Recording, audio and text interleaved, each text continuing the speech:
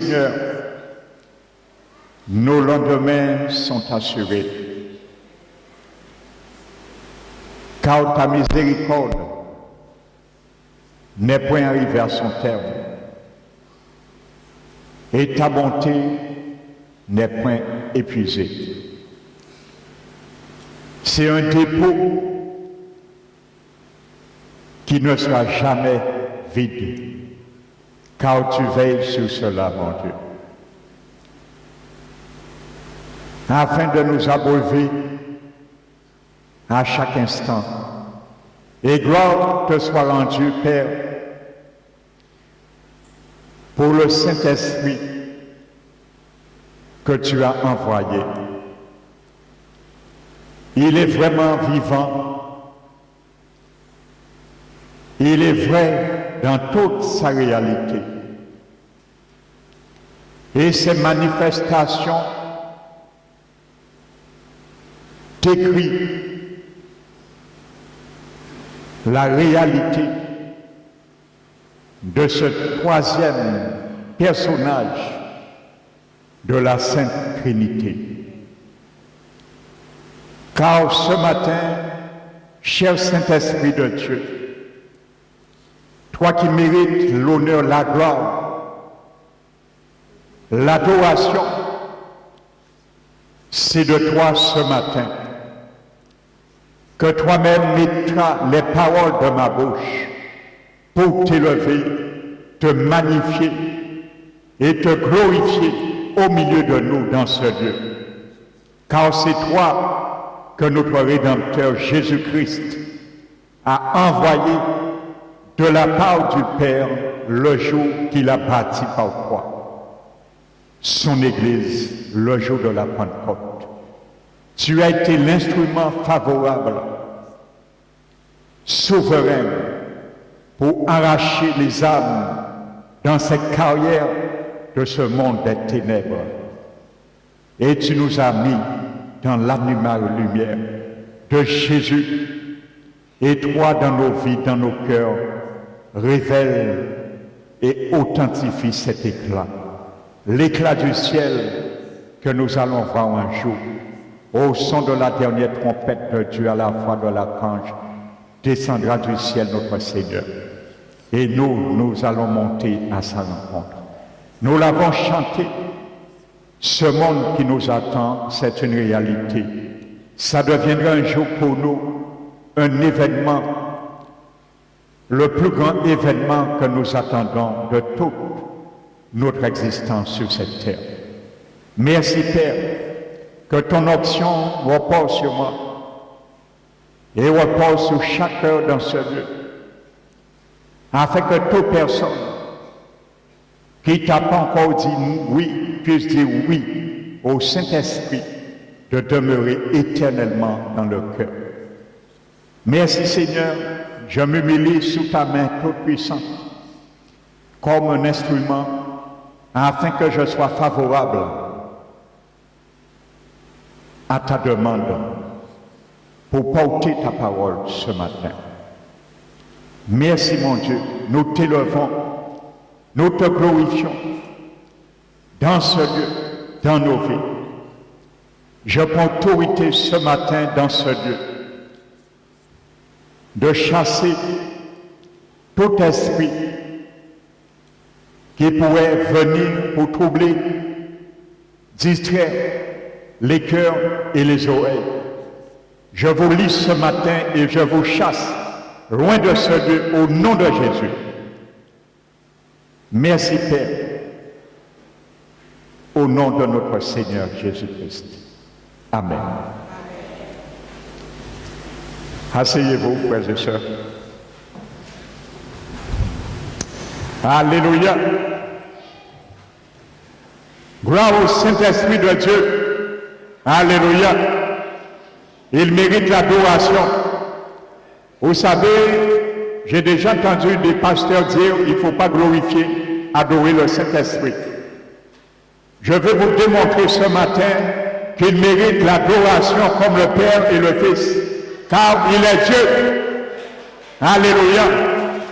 L'Esprit de Dieu est Dieu, il mérite l'adoration, l'honneur, la louange et la gloire, car il baigne également dans la même essence de la divinité que baigne le Père et le Seigneur Jésus.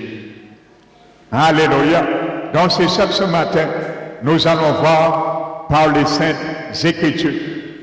Amen. Il est Dieu. C'est lui que le Seigneur Jésus a chargé de bâtir son Église. Alléluia. C'est lui un jour qui m'a convaincu en 79. Alléluia. Lorsque j'étais dans ma chambre, et il m'a parlé. Et il m'a dit d'ouvrir une Bible. Alléluia. Et j'ai ouvert cette Bible parce que je m'interpellais sur une question que je me posais. Et j'ai entendu sa voix qui m'a dit, la question que tu es en train de te poser, tu trouveras la réponse dans une Bible. J'ai été ébranlé en 79. Alléluia. Au moment qu'il m'a parlé, c'était un lundi, il était 3h30. J'étais assis près d'un poteau et j'attendais un ami d'enfance. On était comme ça. Pour aller chercher et fumer de la drogue. Il m'a parlé. Et le lendemain, lorsque je me suis réveillé, il m'a encore interpellé pareillement. La question que tu te poses, tu trouveras la réponse dans une Bible.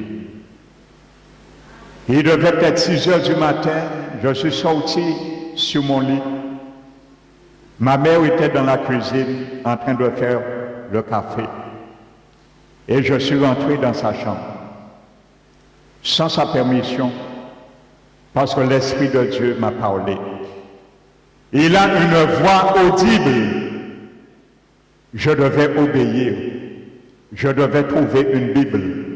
Il m'a dit, je trouvais la réponse à ma question dans une Bible. Et je suis rentré dans la chambre de ma mère et j'ai pris sa Bible. Je suis rentré dans ma chambre et j'ai ouvert la Bible sur mon lit. Lorsque j'ai ouvert la Bible, je ne sais pas dans quelle page, dans mon lit, j'ai senti 2 mains dans la chambre serrées, frères et sœurs. Et quand ces 2 mains m'ont serré, enlacé, je ne connaissais rien sur l'enfer. J'ai vu en quelques secondes ma vie défiler devant moi. Et j'ai senti dans mon cœur comme j'étais devant un tribunal, un réquisitoire qui m'a parlé, le moniteur intérieur. Et il m'a dit, tu mérites l'enfer. Je l'ai ressenti, j'ai senti et j'ai entendu ce moniteur intérieur exercer un réquisitoire dans mon cœur et m'a dit, tu mérites l'enfer. Et au fond de moi, j'ai acquiescé que oui et amen. Je ne pouvais pas contester, frères et sœurs.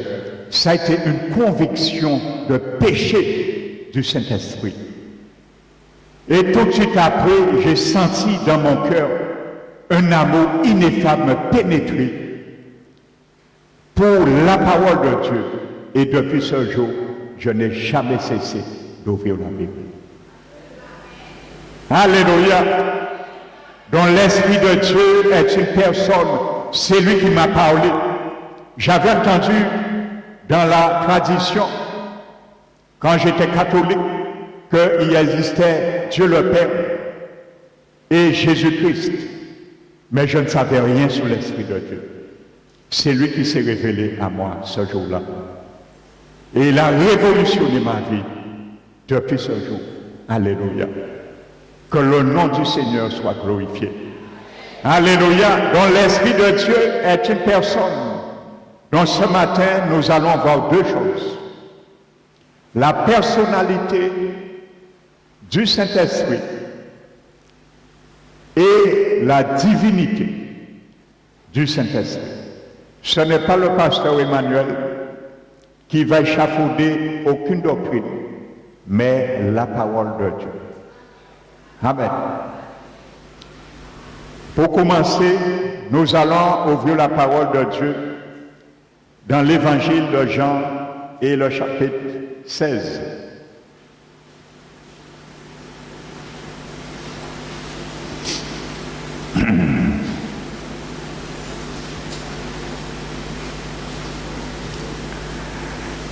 Verset 7. Parce que, vous savez, il faut qu'un chrétien naît de nouveau. Malheureusement, je le dis, ce n'est pas le cas pour tous les chrétiens. Je l'espère avant l'avènement du Seigneur, que tous parviendront à cette réalité ou à cette connaissance. Il y a beaucoup de chrétiens qui ne savent pas, ils sont nés de nouveau, nés de l'Esprit qui les habite. Ils ne savent pas encore avec certitude qui est le Saint-Esprit. Et ils ne savent pas non plus de cette incertitude la localité du Saint-Esprit en eux non plus. Parce que quand tu vis, tu aimes quelqu'un, cette personne te donne un rendez-vous un jour. Alléluia. Si tu ne connais pas la localité de cette personne, même si tu l'aimes de tout ton cœur, tu ne pourras pas le contacter, le toucher, le voir. Tu vas beau l'aimer de tout ton cœur. Mais si tu ne connais pas sa localité où elle demeure, tu ne pourras que rêver. Alléluia. Donc c'est la même réalité. Il y a beaucoup de chrétiens nés de nouveau, ils ne savent pas la localité du Saint-Esprit en eux. Amen. Ils ne savent pas où habite le Saint-Esprit en eux. Certains disent que c'est dans leur corps physique.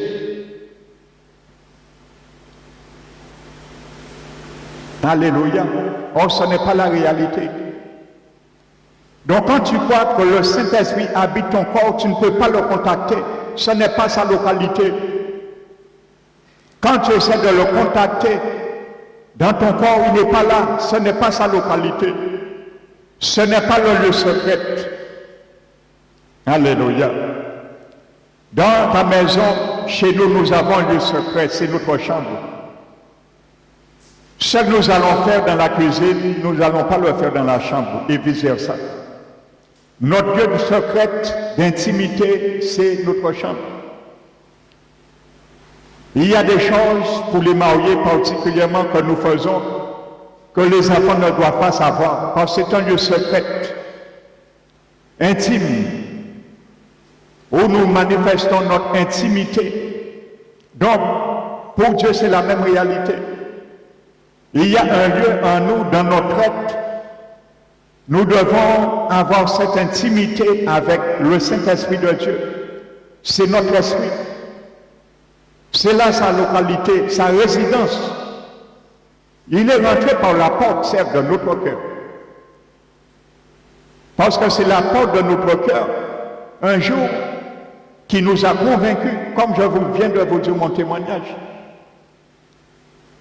Et cette porte, je l'ai ouverte parce que Jésus voulait rentrer, souper avec moi. Jésus voulait me parler de ma situation. Jésus voulait me parler, me dire ce que tu fais. Arrête la drogue, arrête la cigarette, arrête les soupers d'encens, ainsi de suite. Je ne veux pas dire arrête les boîtes de nuit, je ne fréquentais pas les boîtes de nuit. À l'époque, il n'y avait pas beaucoup de boîtes de nuit. Alléluia. Ainsi de suite. Il voulait venir souper avec moi. Je l'ai ouvert la porte parce que j'ai entendu sa voix. Il frappait longtemps dans ma vie. Et par le recul, je l'ai su, je le sais. Et je glorifie, je ne cesse de remercier aujourd'hui Dieu pour la quantité de fois qu'il m'a protégé de la mort.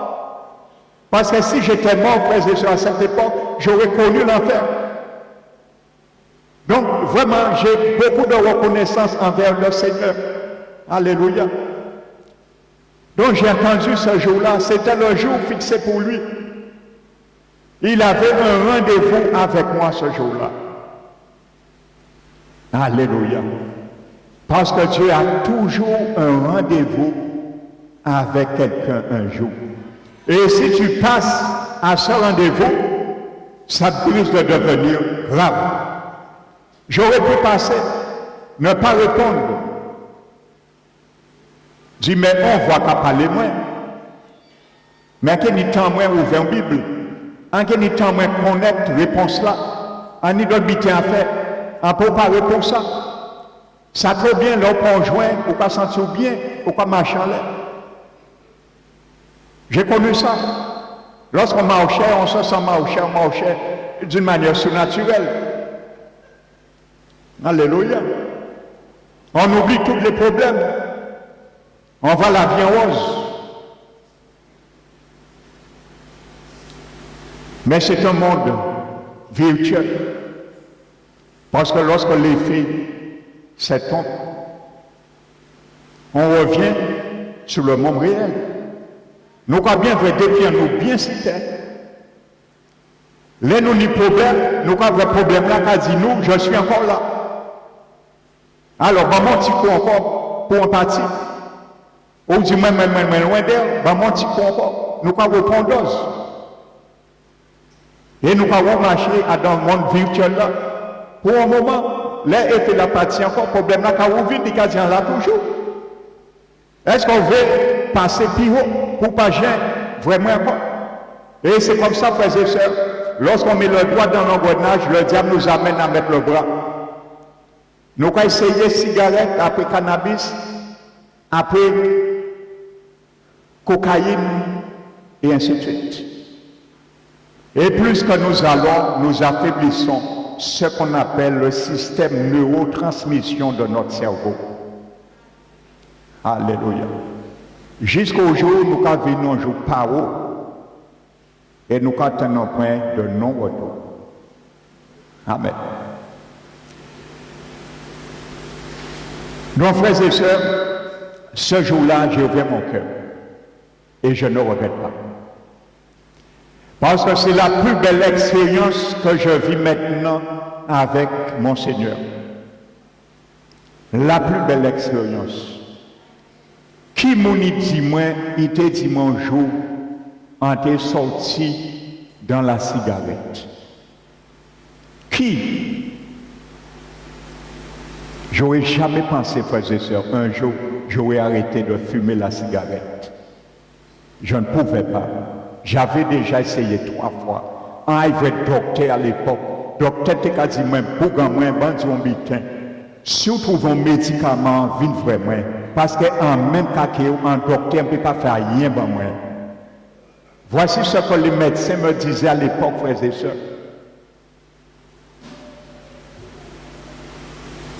J'étais conscient, ça fatiguait mes poumons. Je voulais arrêter.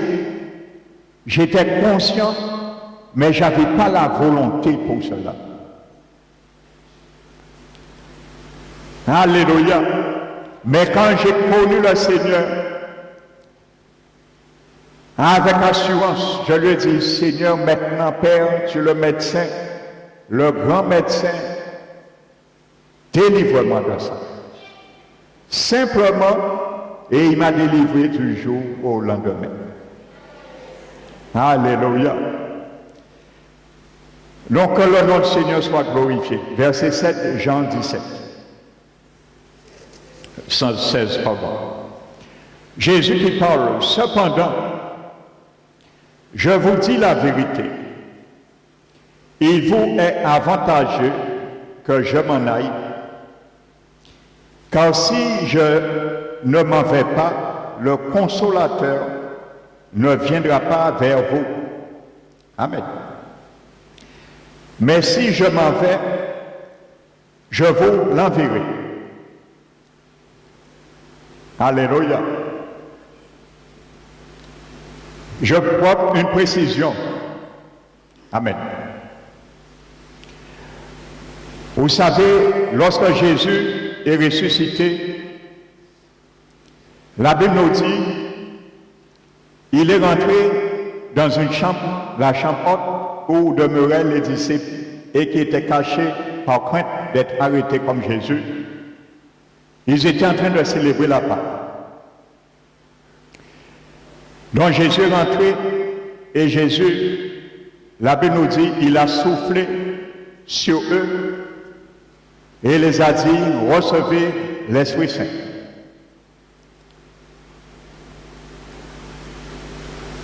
Il y a une doctrine qui a été échafaudée à partir de ce fait, qui ont dit que ce jour-là, les disciples ont reçu le Saint-Esprit et ont été nés de nouveau.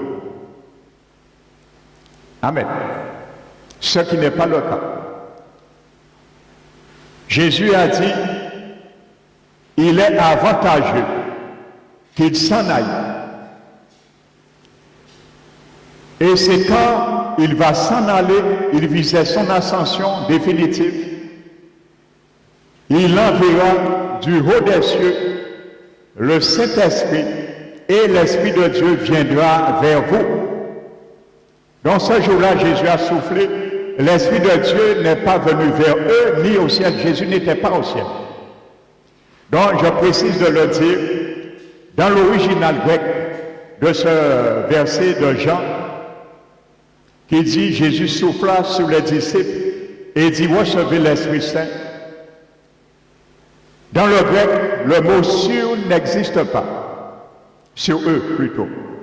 N'existe pas. Donc, premièrement, littéralement, la Bible dit, Jésus souffla. Alléluia. Comme un geste prophétique. Alléluia. Et deuxièmement, le verbe qui est traduit par recevez, dans le grec, c'est le mot labet. Ce verbe est à l'aoris impératif. Ce temps décrit une action qui peut se faire en une fois, pas de dénombrement, mais l'action peut avoir son effet aussi bien dans le présent que dans le futur. C'est ça que ça veut dire, l'aoriste impératif. Donc, tous les autres versets militent que l'Esprit de Dieu est venu le jour de la Pentecôte. Pierre l'a confirmé. Donc, Jésus avait fait un geste prophétique, simplement. Et il a dit que lorsque je vais monter, vous allez entendre le souffle. Sachez que c'est mon souffle qui va souffler. C'est ça qui a été fait le jour de la Pentecôte. Il y a eu un souffle. Et à ce moment, je suis certain que les disciples ont reconnu le jour où Jésus avait soufflé et ils ont su que ce jour-là, l'Esprit de Dieu est venu. Alléluia. Donc, ils n'ont pas reçu l'Esprit Saint ce jour-là. Alléluia. Donc, il faut bien comprendre ça. C'est un geste prophétique que Jésus a fait. Donc, Jésus a dit que le Consolateur viendra vers vous. Alléluia. Donc, nous allons continuer. Quand il sera venu, il convaincra le monde, ainsi de suite. Dans le grec, le mot consolateur là, qui parle du Saint-Esprit, c'est le mot paraklétos. Vous savez, le mot paraklétos est un terme juridique. C'est un terme, c'est pour ça dans Jean, l'épître de Jean même, il a été traduit comme avocat. Donc, le mot paraklétos, c'est un terme juridique. C'était quelqu'un qui était chargé d'assister, de soutenir quelqu'un qui avait un conflit juridique. Donc, il était chargé pour accompagner ces personnes. On appelle un paraclet. Amen. Donc, premièrement, ce mot est un terme juridique. Amen. Et sachez, dans le grec, le mot parakletos n'est utilisé jamais pour une chose. Amen. Toujours pour une personne. Le mot parakletos. Toujours dans le grec pour une personne. Jamais autre chose. Alléluia. Donc, premièrement, nous voyons que l'Esprit de Dieu est une personne. Amen. Donc, parakletos, vous pouvez le chercher, vérifier, demander ça à un grammairien grec, il vous dira la même chose. On n'utilise jamais le mot parakletos en grec pour une chose. Toujours pour une personne que ce mot a été employé. Amen. Deuxièmement, vous savez, quand Jésus dit, il a dit aussi à ses disciples, je ne vous laisserai pas orphelins. Il visait toujours l'Esprit Saint qui devait venir. Pourquoi Jésus a dit aux disciples qu'il ne va pas les laisser orphelins? Le mot encore que Jésus a employé pour orphelin, ce n'est pas un mot qu'on emploie communément lorsque quelqu'un perd ses parents, il devient orphelin.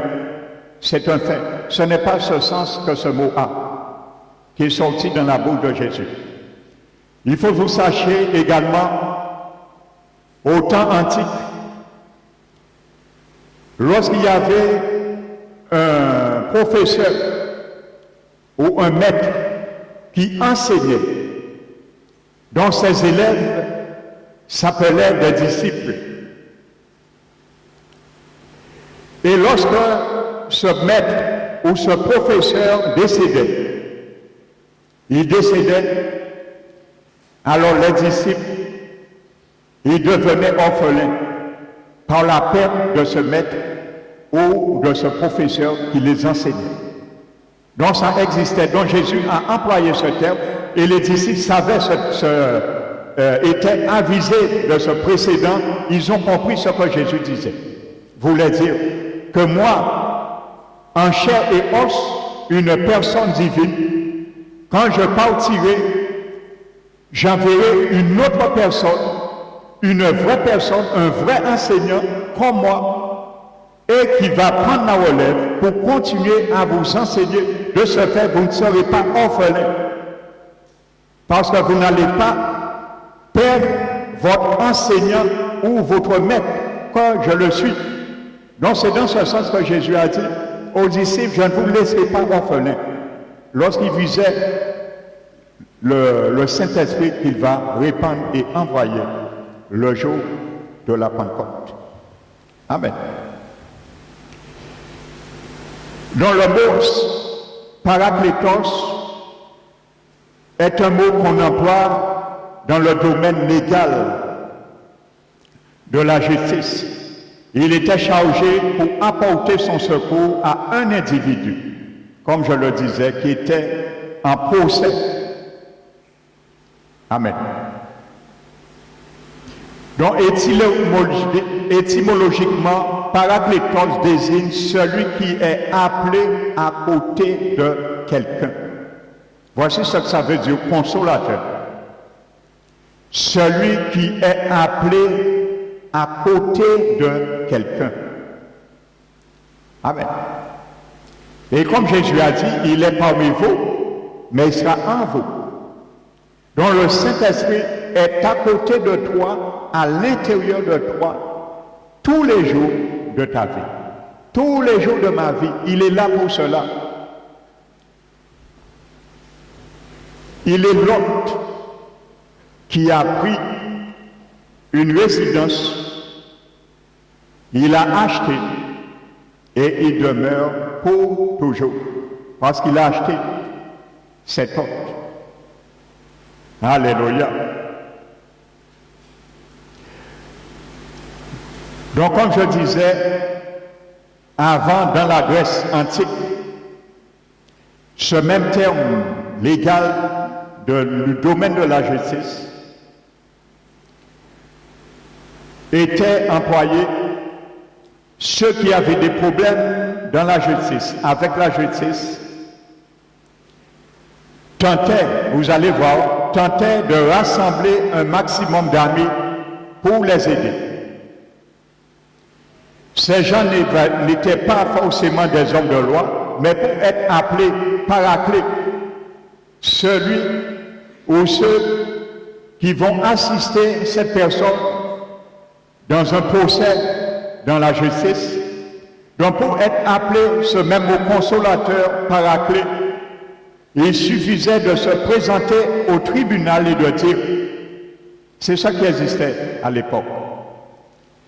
Je n'étais pas là lors des faits. Je n'ai donc pas vu ce qui est arrivé, mais je connais mon ami et je sais qu'il n'aurait jamais fait cela. Donc c'était simplement pour susciter du sympathie au juge. Et ce groupe d'amis s'appelait le paraclet. Alléluia. Donc c'est ce terme paraclétos qui était utilisé pour créer de la sympathie auprès des juges. Ils étaient comme associés à un paraclétos, celui qui assiste quelqu'un qui est dans un procès juridique. Amen. Donc c'est ce mot que Jésus employait. Et il savait doublement pourquoi. Parce que n'oubliez pas, Jésus avait commencé un procès avec le tribunal romain, le Sanhédrin. Et Jésus est parti au ciel. Donc le procès que Jésus a commencé sur terre devait s'étendre et prouver son innocence et prouver qu'il était vraiment le Messie. Donc ce procès ne s'est pas arrêté lorsque Jésus est monté au ciel. Il a passé le flambeau aux apôtres et c'est pour cela le consolateur devait s'en charger pour les assister juridiquement dans ce procès. Parce que si vous lisez les livres des Actes des apôtres, donc les apôtres avaient un procès avec le tribunal. Il fallait interdire, on les interdisait de parler au nom de Jésus sans qu'ils étaient dans le banc des malfaiteurs, des révolutionnaires, des gens qui renversent la religion mosaïque, le judaïsme, ainsi de suite. C'était des meneurs de troubles. Ils défendaient la cause de Jésus. Donc, ils ont su démontrer avec audace et démonstration de puissance et d'esprit que Jésus était bien le Seigneur.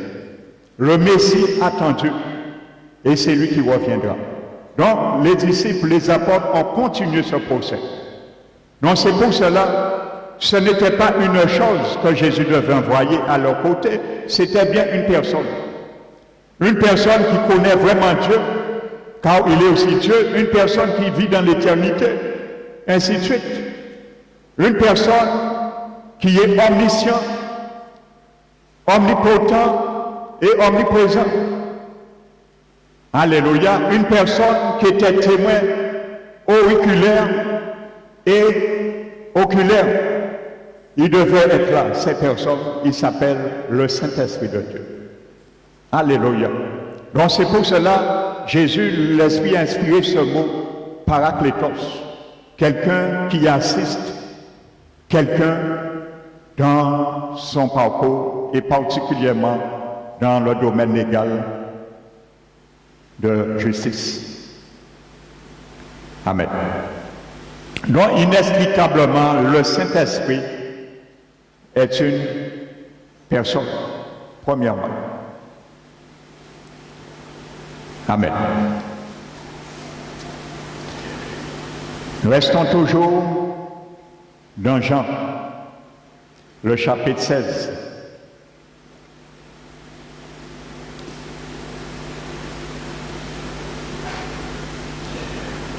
Vous savez, le verset 12 de 16 au verset 14 décrit l'omniscience du Saint-Esprit. Vous allez bien comprendre.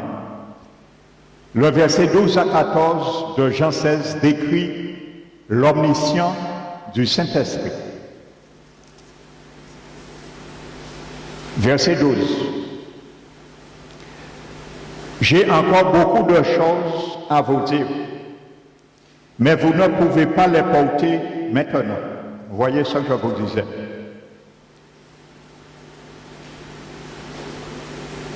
Parce que peut-être si Jésus te dit, yo, tout ça qui attend, ça, il doit défendre Jésus de sa cause, il doit être démissionné. Alors Jésus savait que l'Esprit de Dieu est une personne, il est Dieu, et il ne se trompe jamais. Alléluia. Il ne se trompe jamais. Il arrive toujours au bon moment. Ni avant, ni après. Alléluia. Il y a un témoignage qui me vient. Vous savez, il y a un homme. Cet homme était chrétien. Cet homme était âgé de la 70 ans, la soixantisaine. Et il souffrait d'une maladie il avait un peu les pertes de mémoire, ainsi de suite, un peu comme la maladie Alzheimer. Et on l'assistait. Et quelques semaines de sa mort, il le ressentait. Il ne cessait de dire à son épouse et ses enfants à table, le Seigneur Jésus viendra me chercher bientôt.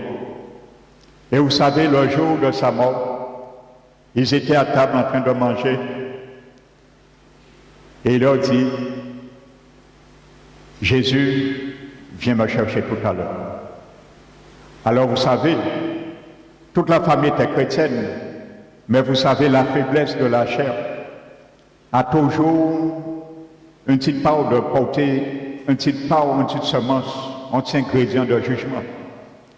Alors on est habitué avec lui, on lui disait oui, mais encore, ça lui reprend encore. On est habitué. Vous savez, il finissait de manger, il s'est allongé sur le canapé dans son salon. Et il est resté, et il a dit, approchez-vous. Je vous l'avais dit, hein. Jésus est venu de me chercher, il est dans le salon. Je pars maintenant. Et il est parti. Alléluia. Le Seigneur est vraiment venu le chercher. Il a dit, il est venu me chercher, il est dans le salon. Je m'en vais. Et il a pris son esprit, et il est parti. Alléluia. Non, le Seigneur n'est jamais en retard. Ce qu'il dit, il accomplit. Quand, verset 16, quand le consolateur sera venu, l'Esprit de vérité, il vous conduira dans toute la vérité. Car il ne parlera pas de lui-même. Il a une bouche. Amen. Il a une conscience. Il sait qu'il ne doit pas induire le peuple de Dieu dans l'erreur. Mais il dira, il parle, tout ce qu'il aurait entendu. Il a des oreilles. Cette chaise-là, il a des oreilles, il a une bouche. Comment il y a des sectes qui prétendent que l'esprit est une force impersonnifiée? C'est une chose, c'est une puissance, non? L'esprit de Dieu n'est pas ni une chose, ni une puissance. Il est une personne. Il a en lui, certes, toute la puissance divine qui émane en lui, mais il n'est pas une puissance. Alléluia. Il vous annoncera les choses à venir. Donc, il est omniscient. Un animal, une chose n'est pas omniscient. Il me glorifiera parce qu'il prendra de ce qui est en moi et vous l'annoncera. Alléluia. Donc, ces versets décrivent l'omniscience du Saint-Esprit. Il n'y a que quelqu'un qui est omniscient qui peut faire ça. Et gloire au Seigneur que Dieu a retiré ce pouvoir dans la main du diable, l'omniscient. Parce que si Satan était omniscient, il aurait su et il aurait lu dans nos pensées. Amen. Il n'est pas omniscient. Alléluia. Quand le diable lit dans la pensée de certaines personnes, c'est parce que ces personnes ont touché à l'occultisme et que ces personnes les avaient donné droit légal de connaître leurs pensées. C'est un droit de quelqu'un qui avait touché à l'occultisme dans le satanisme, au quoi il avait donné droit. Mais si ces personnes se convertissent, quand il est né de nouveau, il peut briser ce droit. Alléluia. Donc le diable n'est pas omniscient. Alléluia. Parce que si tu es bon Dieu, tu es là ça, prière, nous parfois t'en lu en Dieu labeur. Alléluia. Surtout pour ceux qui prient dans leur cœur. Amen. Il n'est pas mal de prier dans son cœur, mais il y a des moments, il faut prier à haute voix pour que le diable entende. Et il y a des moments, on peut prier dans nos cœurs, le Seigneur entend. Mais il y a des moments, il faut prier à haute voix. Lorsqu'on prend autorité de briser et de défaire ce que le diable a défait. Si nous le prions dans nos cœurs, il n'est pas omniscient, il ne va rien entendre. Si nous disons dans nos cœurs, au nom de Jésus, j'invalide, je brise ce que tu as mis dans ma vie, ainsi de suite. Rien ne se fera, il ne va pas entendre. À ce moment, il faut proclamer, il faut prier à haute voix. Alléluia. Amen. Mais tu peux prier dans ton cœur. Tu peux dire, Seigneur, couvre-moi de ton sang. Ça se fait. Alléluia. Donc, ça décrit l'omniscience du Saint-Esprit de Dieu.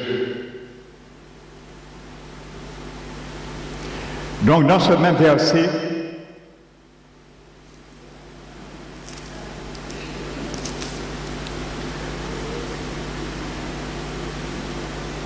Amen. La Bible dit que l'Esprit de Dieu convaincra.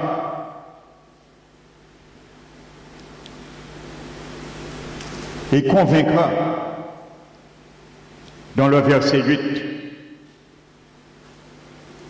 Quand il sera venu, il convaincra le monde de ce qui concerne le péché, la justice et le jugement. Dans le grec, ce mot grec, elencho, ne signifie pas persuader ou convaincre au sens d'amener quelqu'un à croire ou à reconnaître que telle proposition est vraie. Amen. Donc ce verbe grec signifie, selon le contexte, faire, écoutez bien, le mot qui est traduit par convaincre. Il signifie, dans des contextes, faire honte. Alléluia. C'est ça qui m'a fait. J'ai senti que j'avais honte. Alléluia. L'Esprit de Dieu. Ça veut dire, ce mot convaincre, il y a tout un registre de termes, de définitions. Ça veut dire faire honte, mépriser. Il y a des personnes qui sont ancrées dans certains domaines de péché, ainsi de suite. Ils sont dans la boue de certains péchés. Et ils ont aimé ça. Le jour où l'Esprit de Dieu convainc leur cœur, c'est une réalité. Il faut y sentir, il faut y mépriser. L'Esprit de Dieu les fait ressentir qu'il faut qu'ils aient un dédain, un dégoût, un mépris pour ces choses. Alléluia. C'est la conviction. Car l'Esprit de Dieu est un juriste. C'est un terme juridique, je vous l'ai dit. Jean l'appelait avocat. C'est un juriste, c'est un avocat. Alléluia. Et devant la plaidoirie du Saint-Esprit, que tout genou fléchisse. C'est pour ça qu'il est dangereux, frères et sœurs, de résister au Saint-Esprit, qui est en nous maintenant. Il nous a déjà convaincus de péché, de justice et de jugement. Mais il est en nous, parfois nous résistons à ces directions. Il est dangereux de résister au Saint-Esprit qui nous parle. C'est notre conducteur de chaque jour. Le compagnon qui nous assiste, c'est un juriste. Alléluia. Imaginez-vous, vous êtes dans un tribunal, frères et sœurs. Vous êtes en présence du magistrat. Et délibérément, vous allez mentir devant lui, faire quelque chose, un acte répréhensible devant lui. Et nous allons essayer de nous défendre. Il était là, il a vu nous entendu. C'est la même réalité. L'Esprit de Dieu est un juriste. Il est un avocat. Et malheureusement, c'est un avocat qui reçoit quoi que ce soit de pot de vin. Nous ne pouvons pas marchander avec l'Esprit de Dieu. Il ne reçoit pas de pot de vin qui vient de nous. Alléluia. Un jour, Dieu a montré un serviteur qui a un ministère de délivrance, une vision, et il apprenait à ce serviteur de lier le diable, les démons. Et un jour, Satan vient et il apprend de lier le diable. Il proclame au nom de Jésus, je te lis Satan, et il voit des chaînes en argent qui viennent et le ligotent comme ça, dans la vision. Dieu l'instruisait en vision pour le parfaire dans son ministère de délivrance. Et à un moment donné, dans cette vision, le diable est ligoté, il ne peut rien faire, et il marchande avec ce serviteur. Il dit, ben, mon petit faveur, en kebao option, en kebao moun pour financer, ainsi de suite. Il était déjà commandé de marchander avec ce serviteur-là. Pour ce serviteur-là, lâché, délié. Donc, on ne peut pas marchander avec le Saint-Esprit de Dieu. Amen.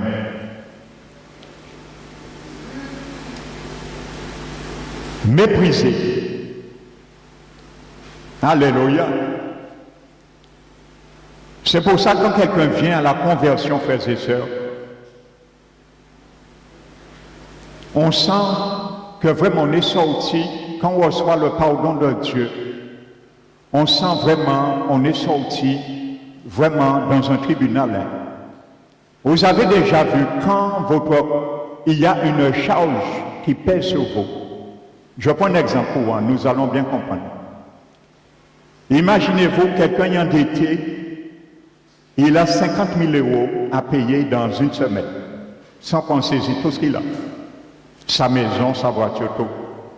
50 000 € à payer. Et si on lui donne une semaine, s'il n'agit pas, il ne trouve pas l'argent, on saisit. Donc on lui a envoyé le courrier, les huissiers sont déjà venus, tout. Imaginez-vous le poids, la charge qui pèse sur la conscience d'une telle personne. Il n'y a aucun issue. La banque ne peut pas te payer ces 50 000, le délai est trop court, personne ne peut te tendre la main, rien. Frères et sœurs. Imaginez-vous que quelqu'un vienne et paye ça pour vous. Le jour même.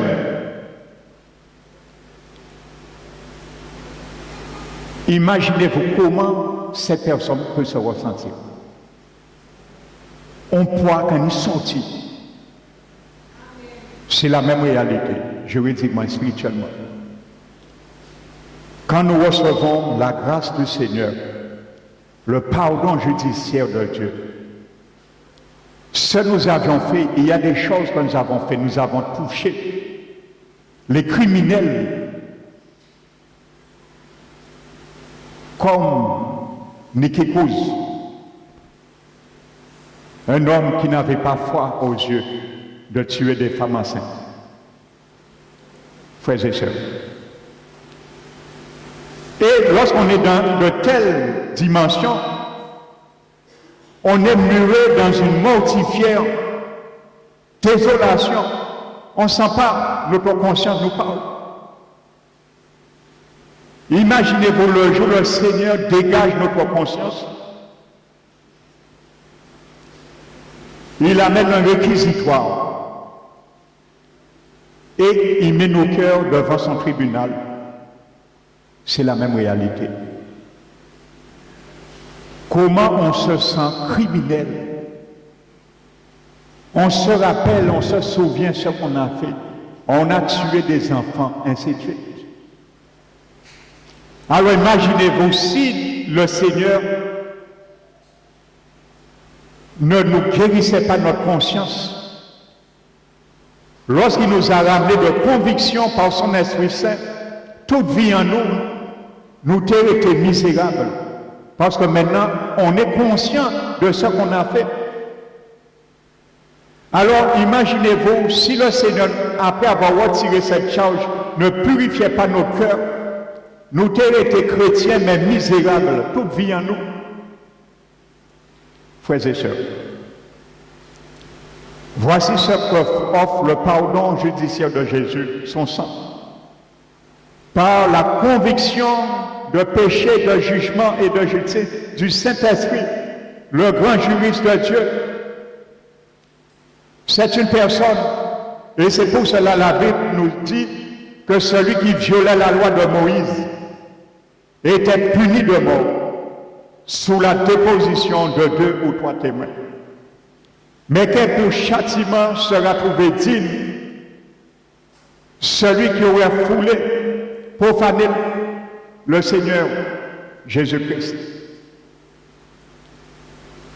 Profaner plutôt le sang de l'Alliance et outrager l'Esprit de grâce. Vous voyez, outrager l'Esprit de grâce, le tribunal du Saint-Esprit, son réquisitoire dans nos vies, dans nos cœurs. Outrager, outrage à magistrat. Et il n'y a pas de pardon. C'est fini. Jésus appelle cette personne, mieux vaut que cette personne ne soit jamais née. Outrager l'Esprit de grâce, frères et sœurs. Quel pire châtiment. Si loi Moïse, il était qu'à tuer monde pour violer loi Moïse, à force oui l'Esprit de Dieu que nous outrageons. Quand les hommes outragent, lorsqu'ils frappent, ils frappent à la porte de leur cœur. Repentez-vous. Repentez-vous. Bon Dieu, qu'a vous savez, frères et sœurs, il y a des choses qui m'attristent le plus. Quand je vois la quantité de personnes, chaque année, des gens crient à Dieu pour leur situation. Ils ont crié à Dieu pour délivrance. Ils ont crié à Dieu, les ont entré dans un gouffre infernal, ils ne peuvent pas sortir, pas n'y a rien qu'à tirer, ils ont crié à Dieu. Quand on les vient au secours, on fait ce qu'il y a fait, on prie pour eux, on fait la délivrance. Après, on ne voit jamais ces personnes, ni dans l'église, ni dans la vie au Seigneur. Mais je dis, ces gens-là, ils ont ni compte à rendre à Dieu un jour. Parce que le jour du tribunal, si on n'a pas converti, l'Esprit de Dieu qui est accusé d'outrager. Amen. Frères et sœurs, dont l'Esprit de Dieu n'est pas n'importe qui. Il est une personne. Il est une personne divine. Il est attristé. On ne peut pas attrister une chose. Il a un cœur, il s'attriste. C'est pour ça, la Bible dit, n'attristez pas le Saint-Esprit de Dieu par lequel vous avez été scellés pour la rédemption. Ne l'attristez pas. Alléluia. Vous savez, frères et sœurs, il y a des moments, il y a dans nos vies, chacun de nous passons par là. lorsque nous faisons quelque chose qui est bien, nous savons sciemment de mal qui est mal. Nous ne pas repentir, nous ne pas traîner en souffrance en cœur nous. Parce qu'elle va sentir, tu ne t'es pas repenti. On le sait. On fait comme si on ne sait pas. Mais l'Esprit de Dieu est là. Il sonde les cœurs et les reins. Et il éprouve les pensées. C'est ce que Dieu fait. Alléluia. C'est pour ça que le roi David a dit à l'Éternel à un moment donné, sonde mon cœur, sonde-moi et connais mon cœur. Éprouve-moi et connais mes pensées. Parce que rien n'est caché devant Dieu. Alléluia. Nous marchons. Mais l'Esprit de Dieu ne cesse de marteler notre conscience. Parce que la conscience, c'est une fonction, nous l'avons déjà vu, de notre esprit. Donc quand on est né de nouveau, notre conscience est plus grande encore que la conscience du monde. Parce que le monde a une conscience selon Adam, qui lui permet de savoir ce qui est bien ou mal. Alléluia. Mais le Saint-Esprit, lorsqu'il agit dans notre conscience, parce que c'est là même qu'il vit, il ne peut pas cohabiter avec une conscience malade. Il ne peut pas cohabiter avec un esprit souillé. Et c'est pour ça que la Bible nous dit, ayant cette assurance de nous purifier de toute souillure de la chair et de l'esprit. Parce que notre esprit peut être souillé. Un démon ne peut pas habiter l'esprit d'un chrétien né de nouveau. Non, ça n'existe pas. Son âme et son corps, oui, mais son esprit, non. Là, oui. Un démon ne peut pas aller là, dans un chrétien né de nouveau, c'est la résidence du Saint-Esprit. Pas l'esprit de Dieu qui baille un coup de pied. Et que Dieu n'a rien à faire là. Là, c'est résidence en moi, c'est chambre en moi, c'est sanctuaire en moi. Alléluia. Mais les fonctions de notre esprit peuvent être souillées. Alléluia. On peut souiller notre conscience par des péchés. Et c'est une fonction de notre esprit. Notre communion avec Dieu peut être, comment dirais-je, coupée à un moment donné par rapport au péché. La communion est une fonction de notre esprit aussi. Donc, ce n'est pas pour rien que Dieu nous dit de nous purifier de toute souillure de la chair et de l'esprit. Amen. Donc, nous devons garder notre esprit sanctifié, notre âme sanctifiée et notre corps sanctifié. Lorsque Jésus reviendra, l'être tout entier comme un Thessalonicien nous le dit. L'esprit, l'âme et le corps doivent rester gardés irrépréhensibles au jour de l'avènement du Seigneur. Alléluia. Donc, je n'ai pas fini.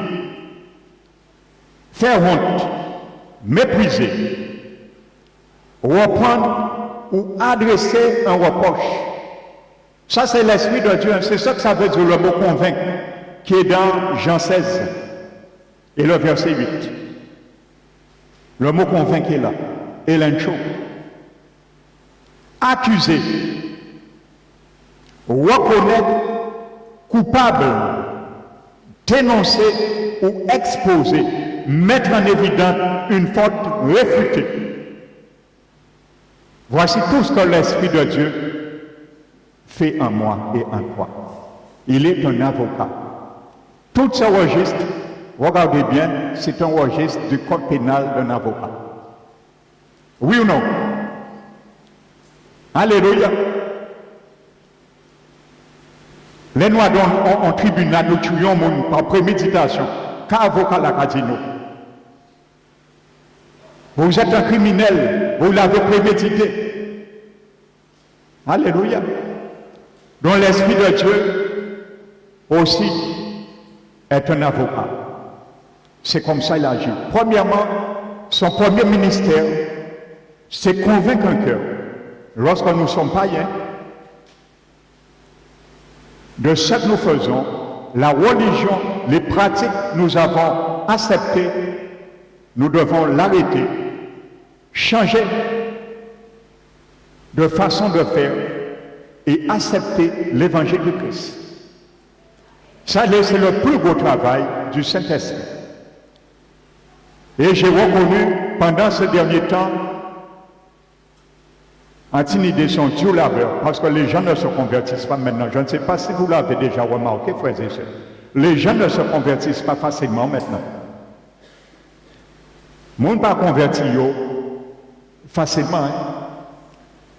Et je comprends pourquoi Jésus a dit au dernier temps, il va faire sa gloire. Et il y aura un réveil. Parce qu'ils font gagner vraiment coup de filet en camp à diable là. Je comprends pourquoi ce réveil doit se faire, la gloire doit descendre. Parce qu'ils vont voir des prodiges. C'est ça qui mène eux. Mais bien souvent, malheureusement, les prodiges, les miracles n'ont jamais pu sauver la grande foule. Combien de miracles, des milliers de monde guéris, les Jésus étaient en chair et os. Combien de monde étaient la Pentecôte 120? Combien de miracles? Personnellement, j'ai déjà prié, des gens ont vu des miracles dans leur vie, des délivrances. Nous pas jamais voyons l'église là après. Nous pas voyons même. Donc ça explique les choses. Les gens veulent servir à Dieu, venir à Dieu bien souvent pour le pain et le poisson. Et après ça, ils ont qu'à prendre bon Dieu pour servir. Quand là t'es sale, quand là t'es malade, il t'a besoin de délivrance, démon parti, il prend servir là, il passe, après qu'il met servir là. Et il finit avec. C'est comme ça, bien souvent, l'attitude de certaines personnes, c'est prendre Dieu pour une servir. En te besoin, en nettoyer moins, eh bien, on va laisser là, on n'a pas besoin encore. Il n'y a pas même laver servir là. Reconnaissance envers Dieu. Il n'y a pas même reconnaissance envers Dieu. Au moins laver servir là. Bah, Dieu a reconnaissance. Laver servir là. Dieu servi le pays, il avait tout souillé en nous, et nous pas là laisser une balle laver. Bah, bon Dieu a reconnaissance quand même. Je vous le dis, parfois ça m'attriste, c'est le comportement de beaucoup de personnes que j'ai déjà assisté dans la guérison et la délivrance, frères et sœurs. Ça a fait mal. Mais malheureusement, moi impuissant, on ne peut pas convaincre à eux. C'est Jésus, l'Esprit de Dieu seul, qui a ce ministère. Et je laisse ce ministère à lui. C'est son ministère. On ne peut pas prendre en place ça. Et je n'ai pas la puissance de convaincre le cœur de quiconque ici non plus. C'est l'Esprit de Dieu, c'est son ministère. On ne peut pas prendre ministère là. C'est lui Jésus envoyé pour ça. C'est lui qui arrache les morceaux de pierre de tif dans la carrière du diable. Il a arraché le tracteur, il a pris, il a mené, il a lavé en sang Jésus, et il a dit diable, regardez. Regardez Pierre morte là, au fait de monsieur ou madame là, ça. En Pierre morte, eh bien, Jordan fait, avec sang Jésus, en Pierre vivante. Et on a veillé ici pour ne pas faire des mains vives en pierre d'achoppement. Alléluia. Parce que de pierre vivante, nous pouvons devenir une pierre d'achoppement. Mais ne redevons pas une pierre morte. Ne faisons pas comme certains chrétiens et serviteurs dans le livre de Jude. C'est un verset, frères et sœurs, qui doit nous interpeller. L'apôtre Jude dit dans son épître, dans le livre de Jude, il y a un seul chapitre, je crois le verset 15, si je ne me trompe pas, ça me vient là. Il parle de certains qui ont refusé qui ont abandonné la grâce, qui ont revécu leur vie, ainsi de suite. Il dit ce sont des arbres de la moisson sans fruit. Parce qu'un arbre porte du fruit le jour de la moisson. Donc il y a un temps pour porter du fruit.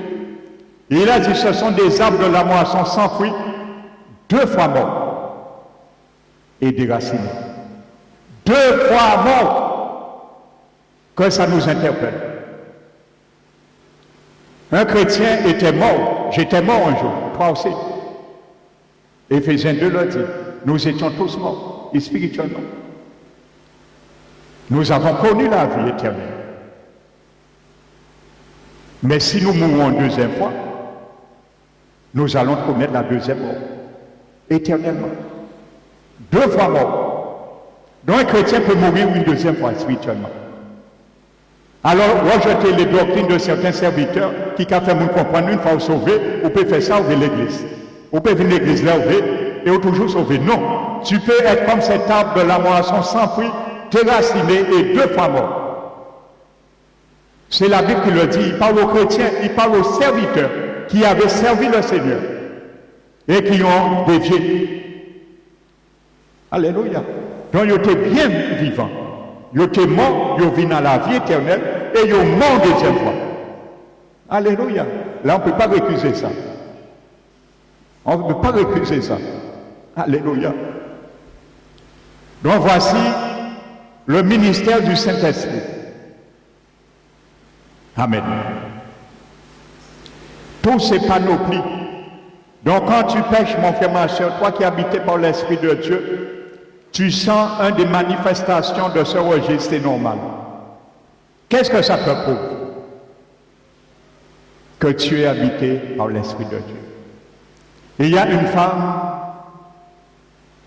une employée d'un établissement, je ne vais pas nommer son nom. Le frère Olivier connaît cette femme, elle est chrétienne. Et bien souvent, quand elle me voit, sachant que je suis serviteur, elle me dit, pasteur, j'ai commis le péché impardonnable, j'ai commis le péché impardonnable. Je lui dis, est-ce que tu as dit ça à ton pasteur? Il me dit, c'est ce qu'on lui dit, ainsi de suite. Je lui dis, tu as commis le péché impardonnable. Je lui dis, mais du seul fait que ta conscience te reproche, ça prouve que l'Esprit de Dieu est en toi toujours. Alors rejette ça. Je lui dis, si c'est ton pasteur qui t'a dit ça, rejette ça. Au nom de Jésus. Et ne crois pas ce mensonge. Parce que je lui dis, le péché, pas le péché impardonnable, pardon, le blasphème du Saint-Esprit, qu'elle m'a dit. Parce que le péché impardonnable, oui, un chrétien peut le recevoir. Alléluia. Le blasphème du Saint-Esprit. Alléluia. Je lui dis non, rejette ça. Parce que ta conscience t'accuse. Si tu avais commis le blasphème du Saint-Esprit, le Saint-Esprit serait retiré en toi, ta conscience serait morte. Mais elle est vivante. Elle t'interpelle. Alors cherche de quoi que ta conscience t'accuse, mais pas le blasphème du Saint-Esprit. Alléluia. Il a dit que ton pasteur révèle sa note. Et priez au lieu d'accuser. Amen. Donc quand tu ressens ça, c'est normal. Ça prouve la vie est encore là. Pas pour que tu continues à pécher. Alléluia. Parce que le Saint-Esprit va patienter jusqu'à le lumignon qui fume. Qui fume. La Bible dit que Dieu n'éteint pas le lumignon qui fume. Mais il n'a pas dit qu'il n'y a pas qu'empêcher le lumignon là. Éteigne. Alors n'éteignez pas l'Esprit de Dieu un jour. L'arrivée au stade des fumées, c'est remettre nos vite pour animer flamme là. Alléluia. Parce que ça veut dire la tiédeur, la froideur s'est installée dans notre communion avec le Seigneur.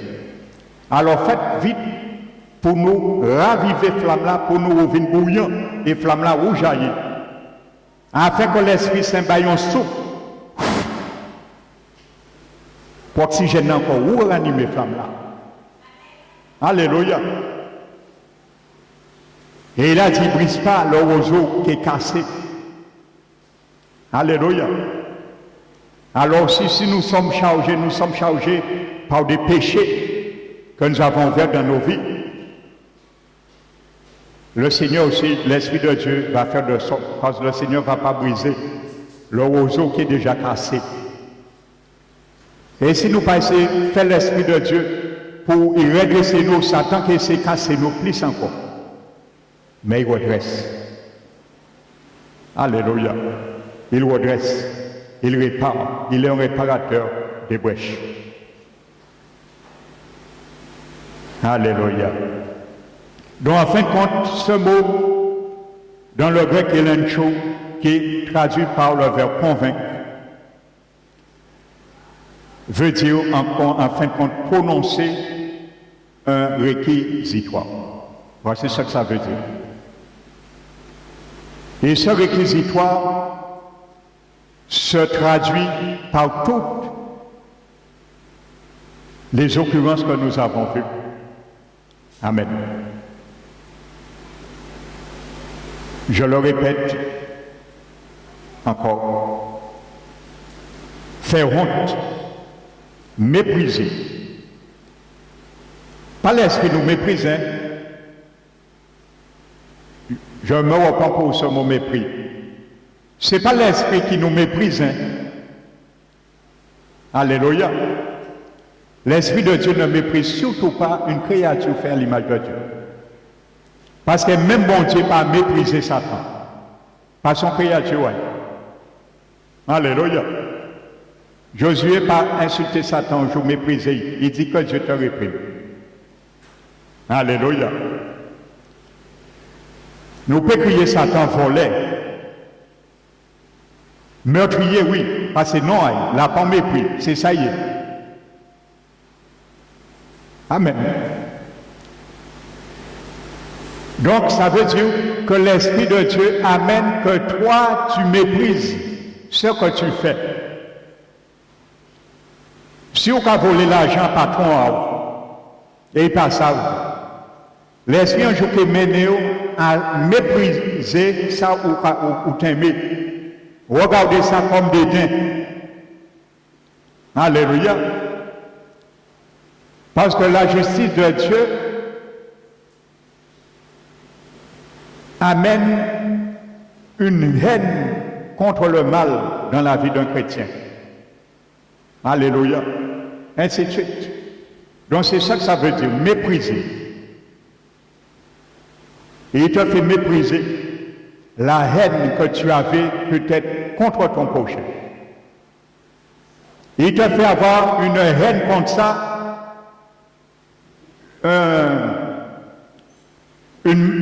mépriser cette haine que tu avais contre ton prochain afin de la combler et de le convertir par l'amour.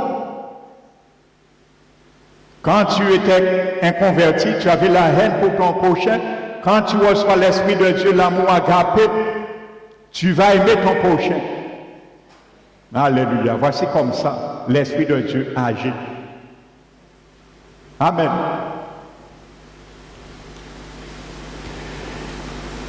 Reprendre ou adresser un reproche, accuser, reconnaître coupable, renoncer ou exposer, mettre en évidence une faute, réfuter. Donc, il est là pour prononcer un réquisitoire. Alléluia. Donc, dimanche prochain, je vais continuer. Et vous êtes surpris de voir que la Bible appelle l'Esprit de Dieu éternel, le Dieu. Il mérite l'adoration, la gloire. Amen. C'est la Bible qui le dit. Et nous allons continuer sur sa personnalité. Et conclure que la Trinité est biblique et que Dieu n'est pas un monstre avec 3 têtes. La Trinité pas 3 têtes, un monstre à 3 têtes.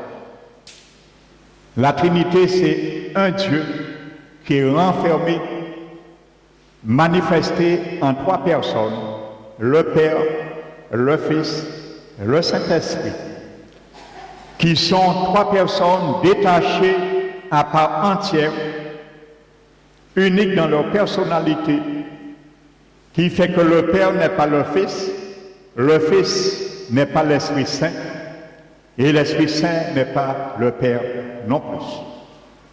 Amen. Donc j'avais bien expliqué ça avec une image. Alléluia. Donc 3 personnes en même temps. Prenez un pastèque. Je prends un pastèque. Le pastèque, il est entier. Il s'appelle pastèque. Alléluia. Il a sa nature propre. Je coupe ce pastèque en 10 tranches. Les tranches s'appellent quoi? Pastèque. Quelle est sa nature? Pastèque. Je donne une tranche à 10 personnes. La personne mange, ça rentre dans la personne sous forme de liquide. Amen. Ce que la personne a mangé, c'est quoi? Pastèque. Sa nature, c'est quoi? C'est pastèque. Donc voici la Trinité. Le Seigneur, la pastèque, peut vivre dans des milliards de chrétiens en même temps. Donc c'est la même réalité. Amen. Alléluia. Donc que le nom du Seigneur soit glorifié. Nous allons nous mettre debout, frères et sœurs, pour remercier le Père pour ce don. Fermons les yeux. Père éternel, merci, merci, merci Papa, pour cette troisième personne de la Sainte Trinité qui nous habite. Car Seigneur, nous comprenons dans la réalité que ce que tu avais dit de lui, l'Esprit de Dieu, est devenu cette réalité que nous vivons. Il est l'image vraiment de ta personnalité, Seigneur Jésus. Il amène vraiment les fruits de ta justice, de ta personnalité, de ton amour, de ta science. Chaque jour en nous, nous le ressentons. Car c'est lui un jour qu'il a frappé avec tes mains dans nos cœurs. Et lorsque la porte s'est ouverte, il est rentré et il a résidé dans notre esprit. Ma prière ce matin, mon Dieu, que tous tes enfants dans ce lieu et dans chaque église implantée en Guadeloupe, que durant cette année 2016 jusqu'à la fin, que cette porte du ciel qui nous habite continue à habiter nos cœurs pour les fonder dans l'amour et les enraciner, Seigneur, en toi pleinement. Que ton esprit ne soit pas un visiteur, car il a visité longtemps nos cœurs à l'extérieur, mais aujourd'hui, il est devenu le propriétaire acquis de plein droit, car tu as fait de nos cœurs une propriété privée, Seigneur Jésus, par ton sang versé. Que cette année, apprends-nous à rester, à demeurer dans une communion ferme, établie avec ton Esprit Saint demeurant en nous, Seigneur.